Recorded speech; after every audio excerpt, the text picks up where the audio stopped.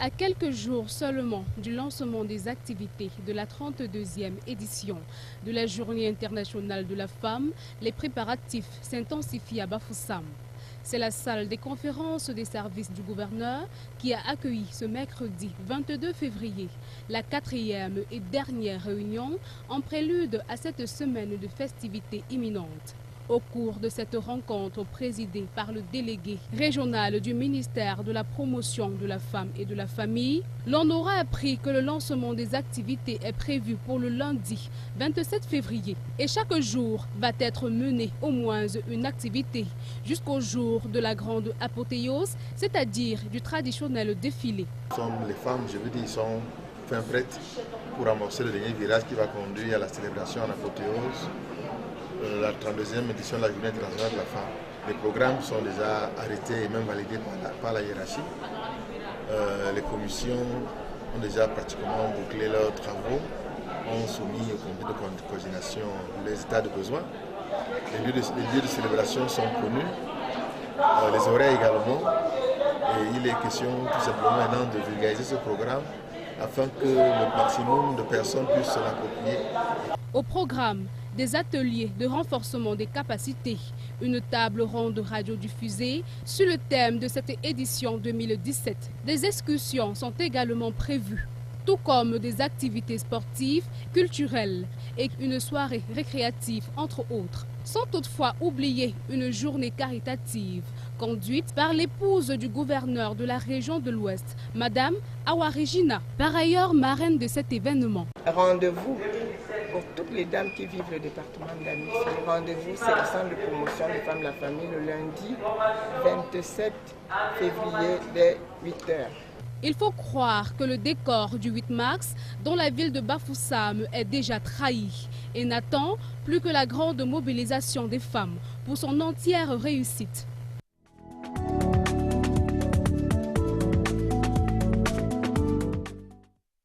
Ne vous fiez pas à son visage d'adolescent timide et insouciant. À 17 ans seulement, J. Collins est le tout premier noir et le premier africain vainqueur d'une compétition de programmation organisée par Google, intitulée Google Code in Contest. 1300 candidats venus de 62 pays ont pris part à ce concours, mais le petit génie a su braver les obstacles et se démarquer des autres. Ce n'est pas un Martien ou l'étudiant d'un institut high-tech, mais bien un Camerounais vivant à Bamenda, dans le nord-ouest du pays, où il fait ses études dans un lycée bilingue quelconque. Collins s'est lancé dans la compétition organisée par Google après avoir appris à coder en lisant des livres et des articles sur Internet pendant 2 ans seulement. C'est sur une machine vieille de 6 ans, offerte par son père, qu'il s'entraîne. La preuve qu'il n'est pas nécessaire d'avoir le NEC plus ultra, du matériel pour briller en informatique lorsqu'on est une boîte à cerveau. Après cette récompense qui a fait couler beaucoup d'encre à l'international, J. Collins a rendez-vous en juin prochain avec Google à Mountain View.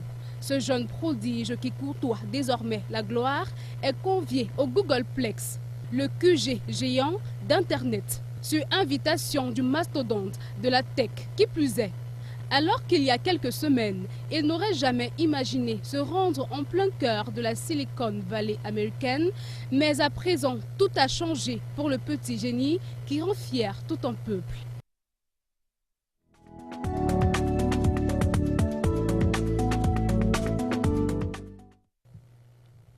La justice camerounaise doit être plus forte pour primer sur la justice populaire et les autres entraves aux droits de l'homme.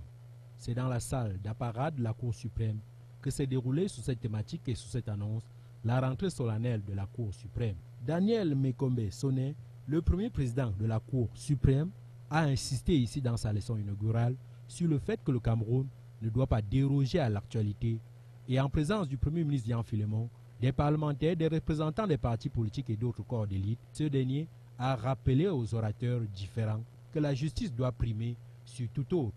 Le patronat accuse de maltraitance sur ses employés, les diverses brimades sur le corps éducatif, plusieurs secteurs ont été critiqués, attaqués pour être corrigés par le président dans sa leçon inaugurale. On peut citer également Les employés qui séquestrent leurs employeurs dans l'entreprise ou font des sittings pour faire entendre leurs revendications, et ceci en marge de toute procédure prévue en matière sociale. On peut aussi signaler l'attitude de certains enseignants qui désertent les salles de classe ou des amphithéâtres pour exiger l'amélioration de leurs conditions de travail. Le temps est venu pour notre législation de s'adapter aux exigences des États modernes en vue de la canalisation des réseaux sociaux. La révolution cybernétique est irréversible et l'avenir ne se fera qu'avec les androïdes. Il faut donc non seulement des lois androïdes, mais également la création des structures d'investigation. Daniel Mekombe-Soné, le président de la Cour suprême, a aussi procédé à une photographie et une déconstruction des phénomènes de notre société marqués par la réapparition de la justice privée. Pour lui, force doit demeurer à la loi. Et la loi a été également bien expressive ici à Yaoundé. Et la justice reprend tout son droit, selon l'un de ses principaux porte-parole et guide suprême au Cameroun.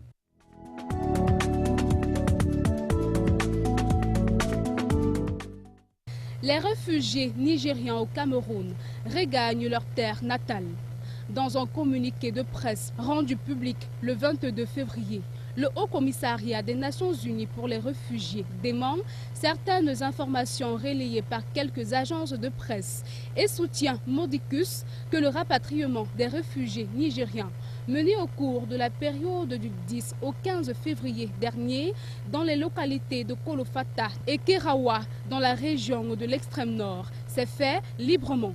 Il ajoute d'ailleurs qu'un accord tripartite relatif au rapatriement librement consenti des réfugiés nigériens au Cameroun est prévu.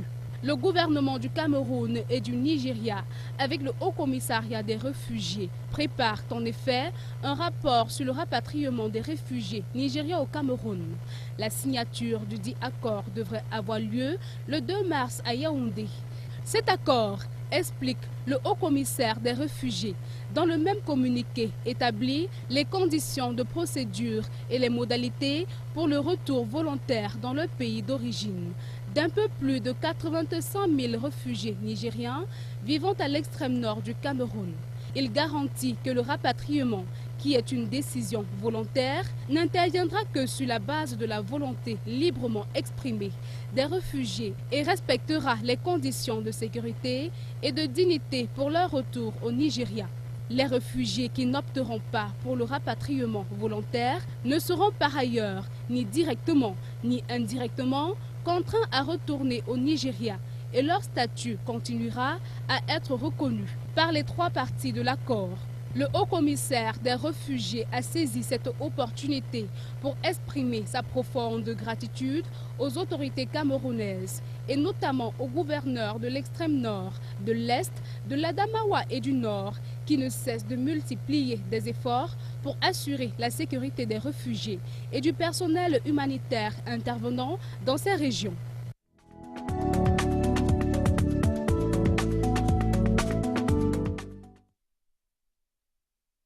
Le stade omnisport de Bafoussam Kwekong va abriter ce dimanche 26 février la rencontre phare de la première journée du championnat national Ligue 1 à l'Ouest. Cette affiche très attendue par le public sportif régional qui va opposer Lyon Blessure de Foutouni à l'Aigle Roi de la Ménois apparaît comme l'une des innovations phares de la Ligue professionnelle de football du Cameroun. Dans le souci de parfaire l'organisation du championnat et améliorer la qualité du jeu et l'image de la Ligue, les matchs jugés importants se joueront sur des pelouses gazonnées. Pour cette première journée, l'Ouest sera aussi à l'honneur avec le derby Lyon Blessé de Foutouni, l'Aigle Roi de la Ménois. Cette nouvelle réforme de la LFPC viendra améliorer l'image du football camerounais, car les villes de Yaoundé, Douala, Boya et Bafoussam détiennent au moins un stade respectant aux normes internationales. Pour ce lancement du championnat, le stade de Bafoussam accueillera le public sportif régional. Malgré la distance, la programmation dans les délais, osons croire que le public de l'Aigle Roi de la Ménois et celui de Lyon Blessé de Foutouni répondront favorablement à l'appel de la Ligue professionnelle de football du Cameroun qui veut faire de ce coup d'essai un coup de maître.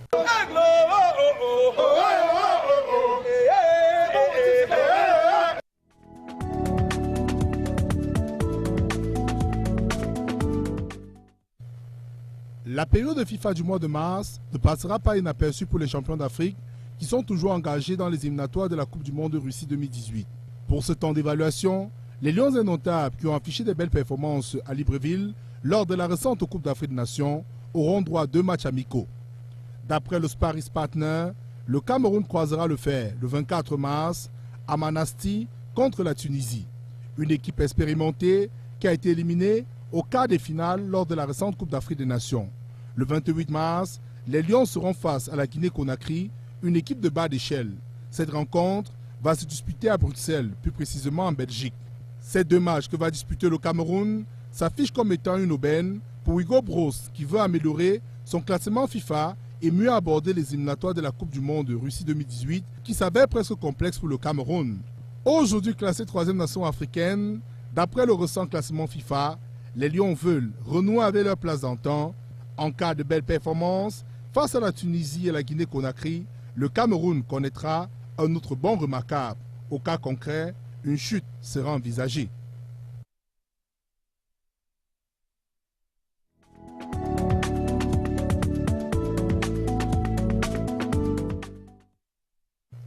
Huit étapes pour une distance de 957 km à parcourir à travers les régions du centre, l'ouest, le sud-ouest, le littoral et le sud.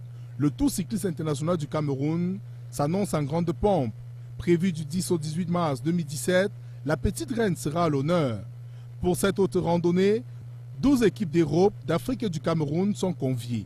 Parmi ces équipes en compétition, l'on notera la présence de la France, l'Allemagne, la Hollande, la Belgique, la Slovaquie, ainsi que la Côte d'Ivoire, le Gabon, le Maroc, le Rwanda et le Congo-Brazzaville. Pour remplir cette course, l'itinéraire est définitivement dévoilé. La première étape ira de Yaoundé-Bafia, longue de 121 km, suivie de l'étape Bafoussam-Tchang, Tchang-Bafoussam, 101 km. La troisième étape ira de Banga-Polimbe sur un itinéraire de 101 km. Toujours dans cette course, la quatrième étape va se disputer dans le sud-ouest, Limbe-Kumba, 98 km. La cinquième étape intègre un cutorium en circuit fermé dans la ville de Douala, longue de 108 km. La sixième étape ira de Douala en passant par Kribi, longue de 157 km. La septième étape et avant-dernière va se jouer à Boumniebel pour Mbalmayo, longue de 119 km. Et la dernière étape, considérée comme la plus longue, ira de Bolova pour Yaoundé, longue de 152 km. Déjà en stage, les écuries SNH Vélo et l'équipe interrégionale affûtent progressivement les armes pour ne pas être doublés par des adversaires conviés à cette compétition.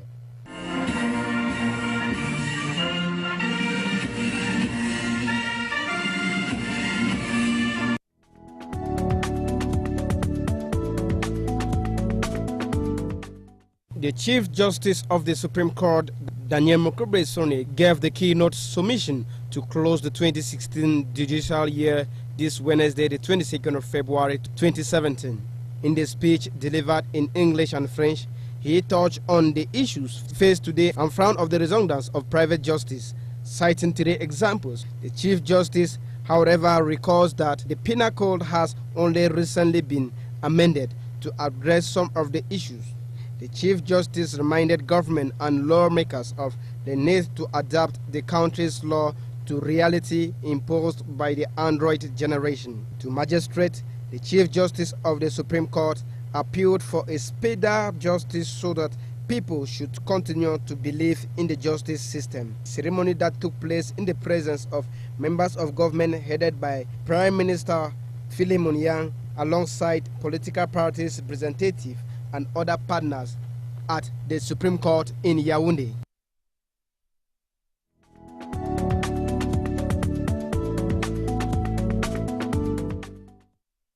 Gogo's new coding champion is a 17-year-old Cameroonian whose hometown has been cut off of internet. In November 2016, G. Collins, a teacher in Tosan from Bramenda, Cameroon, started participating in the Gogo Code in competition, the global online contest which introduced pre-university students aged 13 to 17 to the world of open source. Despite his tenacity, the odds seemed stacked against G. In 2016 alone, over 1,300 students from 62 countries took part in the competition. In total, they completed more than 6,400 tasks related to coding, research, documentation, quality assurance, and improving users' interface. During the 7 weeks program, G. Collins completed 20 tasks using the Open Media Record System, or Open MRS, a platform that focuses on improving healthcare services in developing countries. I was anxious, G. Collins wrote in a blog post published a day before the deadline on January 2016. But I had to find a way to turn my nervousness into creativity and fun. Nji said he chose to participate with Open MRS because the whole idea of writing code to save life has really amazing, and I wanted to be part of it, he said. This is great news for the Cameroon Teach community, as Nji is the first African of an annual competition to win an ASTEM Hacking Award. This is the moment we need to encourage non-enthusiasts to get into the field and advance it.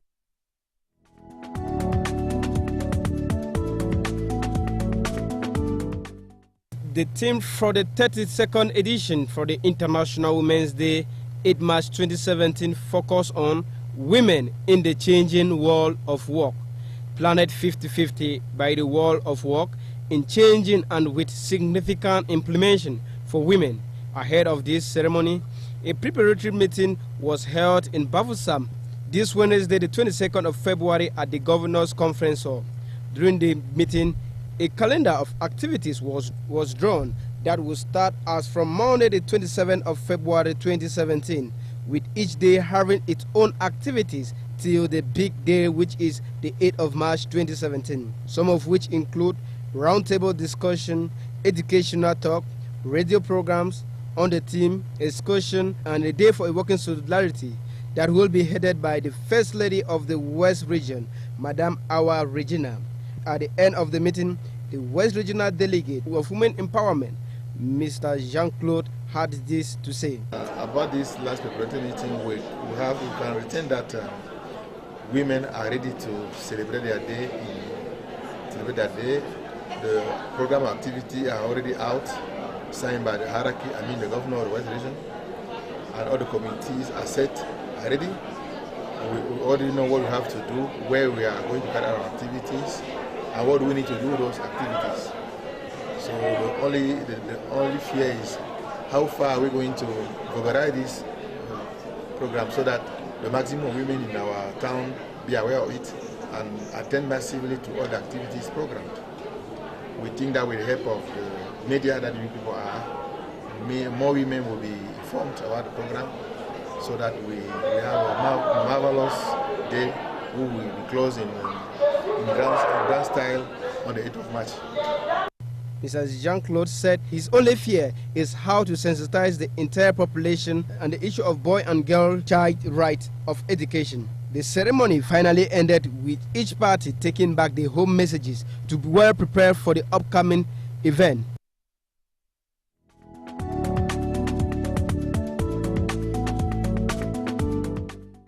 The High Court of Pretoria invalidated the decision to withdraw from the International Criminal Court, ICC. The court's legal argument has been based on the obligation to refer to the parliament, which has the final say on whether to withdraw from an international treaty. In accordance with the South African Constitution, the government had announced its withdrawal from the ICC in 2015 after refusing to arrest and extradite the Sudanese leader Omar al-Bashir, who was present on his territory under an international arrest warrant issued by the Sudanese government, CPI. The government, which will properly appeal against this decision, will be able to obtain confirmation of this withdrawal since the African National Congress, ANC, part of President Jacob Zuma, is a majority in the parliament, South Africa. Burundi and the Gambian have announced their intention to leave the ICC, nailing Fatou Bensouda, the prosecutor of the court, accused of fixing the African leaders and looking elsewhere, which is act as war crimes committed in Israel, Iraq, Syria, Afghanistan, and Yemen.